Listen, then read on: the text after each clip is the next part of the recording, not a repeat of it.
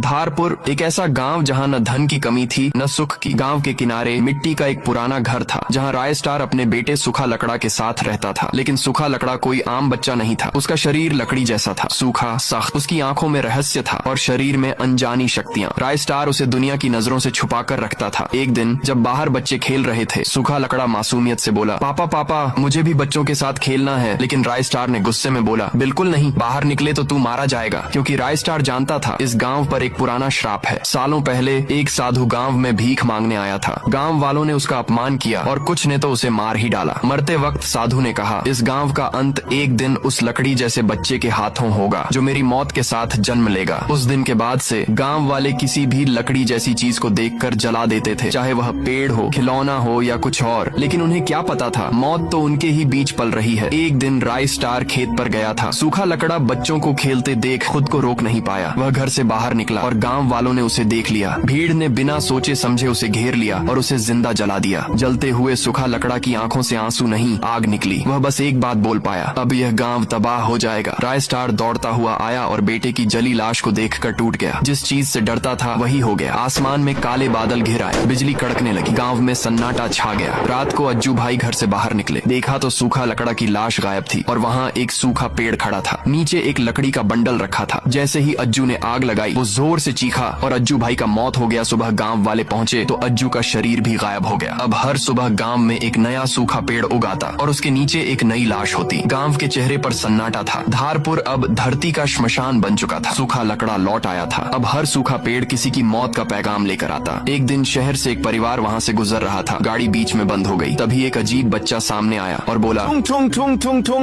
और वो बच्चा एक सूखा पेड़ बन गया। परिवार मौके पर ही मर गया। स्टार अब अकेला बचा था। वह सूखा लकड़ा के पास गया और रोते हुए बोला, बेटा ये तुम क्या कर रहे हो? सूखा लकड़ा गुस्से में बोला, इन्हीं ने मुझे जलाया, अब सब जलेंगे। और राय स्टार पर वार कर दिया। जब राय स्टार को होश आया तो उसने देखा सारा गांव फिर से जिंदा था। न कोई सूखा पेड़ न कोई लाश। अज्जू और ज्ञान मुस्कुराते हुए बोले, क्या हुआ भाई? राय स्टार हैरान था। जो मर चुके थे वे जिंदा कैसे हो गए? रात में बादल गरजता है और राय स्टार घर से बाहर निकलता है। आसमान की तरफ देखा, उसके पैरों तले जमीन खिसक गए। सैकड़ों सूखे पेड़ आसमान से गांव की तरफ बढ़ रहे हैं। अब सवाल ये है, क्या राय स्टार धारपुर को बचा पाएगा या पूरा गांव सूखा पेड़ बन जाएगा? अगर पार्ट 2 चाहिए तो कमेंट करो। सूखा लकड़ा लौटेगा।